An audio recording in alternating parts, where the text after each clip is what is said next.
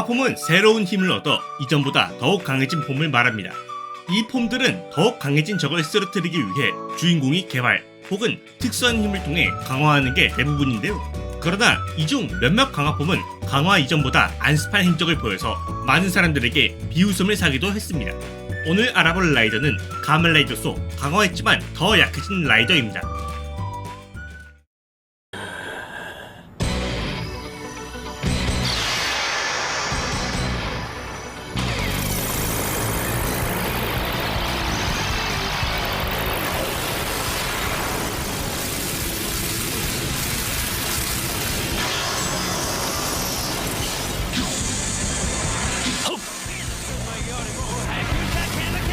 가면라이더 아기토 샤이닝 폼은 가면라이더 아기토의 최종 폼으로 치가미 쇼이치가 변신하는 라이더입니다. 이 폼은 아기토의 최강 형태로 특이하게도 버닝폼 상태에서 태양빛을 받아 탈피해서 변신한다는 특징이 있는데요. 이런 특이한 특징을 가진 샤이닝 폼은 안타깝게도 다른 폼들에 비해 약해 보이는 행적을 가졌습니다. 샤이닝 폼이 다른 폼들에 비해 약해 보이는 이유는 본편에서 강함을 드러내는 장면이 그닥 나오지 않기 때문인데요. 이는 첫 등장 때 분명 버닝 폼으로 잡을 수 있는 적을 굳이 샤이닝 폼으로 각성한 뒤 잡는 이상한 대비를 했기 때문이죠. 거기에 무레의 강화체와 싸울 때도 버닝 폼으로는 그에게 일적을 먹였지만 샤이닝 폼으로 변신한 건 길스, 어너더 아기토와 함께 3연속 라이더킥을 차기 직전이라서 강함에 대한 묘사가 거의 드러나지 않았는데요. 심지어 땅의 강화체와 바람의 엘에게 공격당해 무기가 부서지는 것은 물론 변신이 해제되는 구조까지 겪었습니다.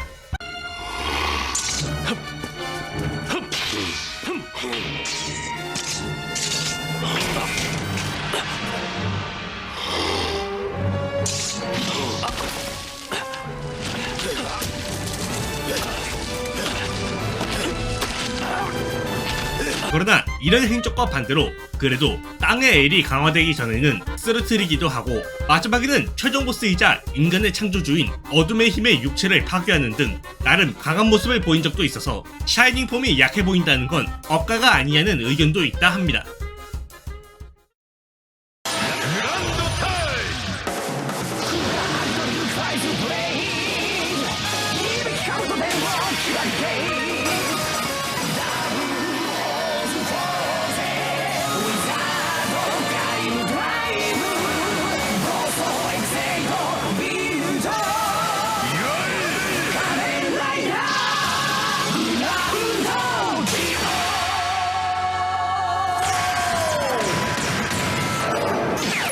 가면라이더 그랜드 지오는 가면라이더 지오의 최종 폼으로 토키와 소고가 변신하는 라이더입니다.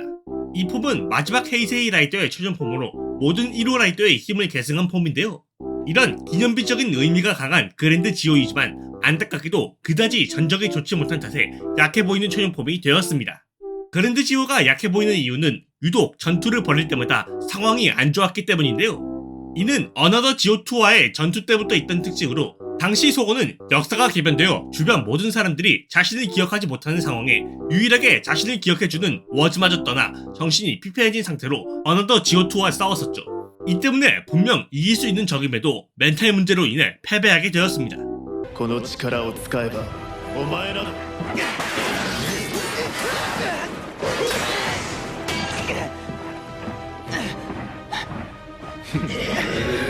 거기에 오마지오와 싸울 때는 처음엔 대등하게 싸우는가 했지만 가면라이더 드라이브의 힘을 제대로 계승하지 못한 탓에 소원했던 드라이브를 빼앗기더니 필살기를 맞고 패배했었는데요.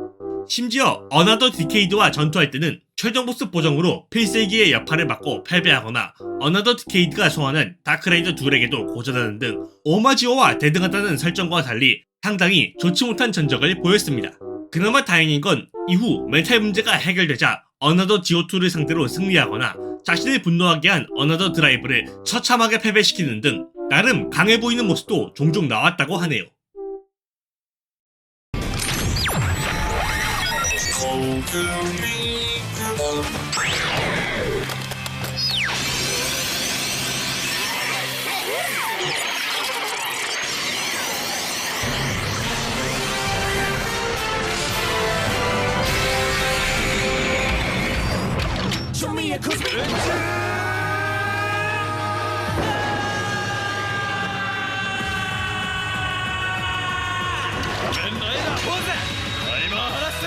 가멜레이더 포제의 코즈믹 스테이츠는 가멜레이더 포제의 최종 폼으로 키사라기 켄타로가 변신하는 라이더입니다.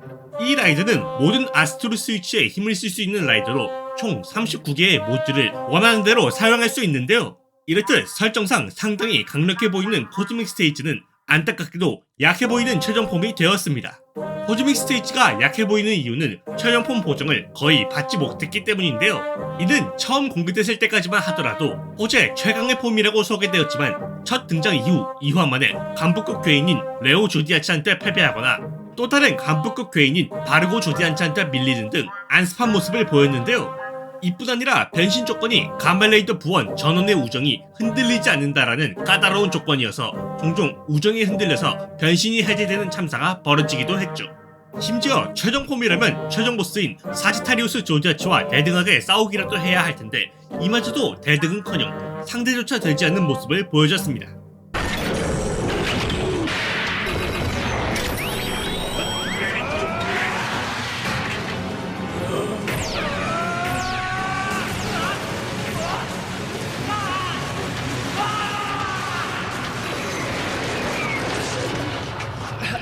이 때문에 몇몇 팬들은 최종 폼치고는 포스가 부족하다 라는 평을 내렸다고 하네요.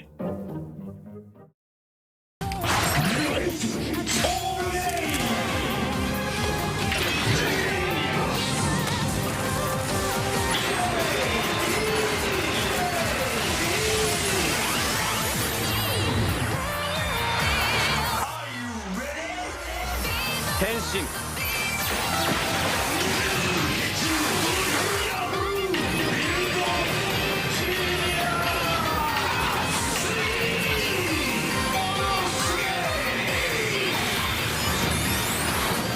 가멜레이더 빌드 지니어스 폼은 가멜레이더 빌드의 최종 폼으로 기류즈 센토가 변신하는 라이더입니다.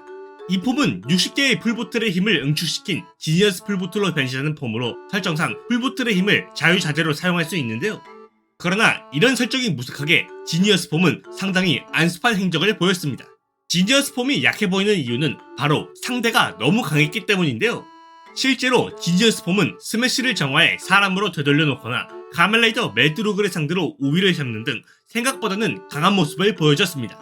그러다 하필 메인 빌런이 가멜레이더 시리즈에서 손꼽힐 정도로 강한 에볼토여서 그런지 에볼토를 직접 쓰러뜨리는 경우가 상당히 드물죠.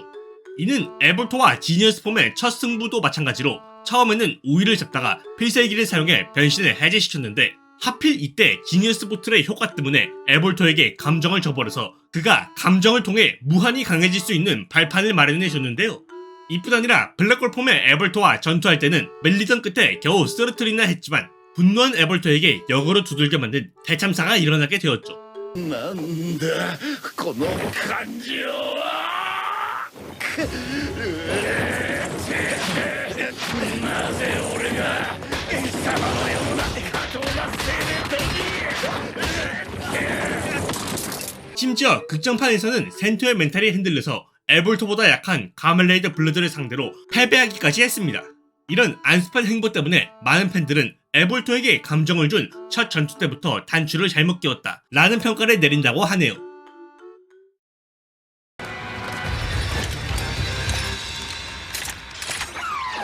아마존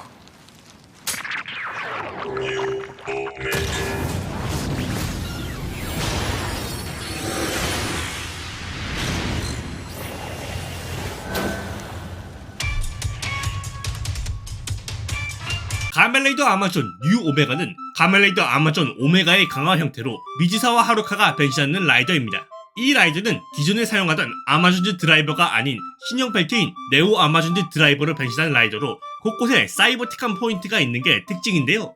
이렇듯 설정과 외형만 놓고 본다면 아마존즈 최강의 라이더일 것 같지만 실상은 역대급 최악의 행보를 보였습니다. 뉴 오메가가 약해 보이는 이유는 전적이 너무도 형편없기 때문인데요. 그나마 첫 등장 당시에는 일반 괴인인 아마존들을 일방적으로 쓰러뜨렸지만 이때는 암렐탄이라는 압도적인 무게에 묻혀 활약이 잘 보이지 않았습니다. 이후 해파리 아마존과 싸울 때는 일방적으로 휘둘리다 못해 압도적으로 밀렸었는데요. 심지어 극장판에서는 초반 아마존 여러 색에 밀리다 가멜레이더 아마존 네오알파에게 구조당했고 나중에는 네오알파에 의해 벨트가 파괴되는 등 상당히 안습한 행적을 보였습니다.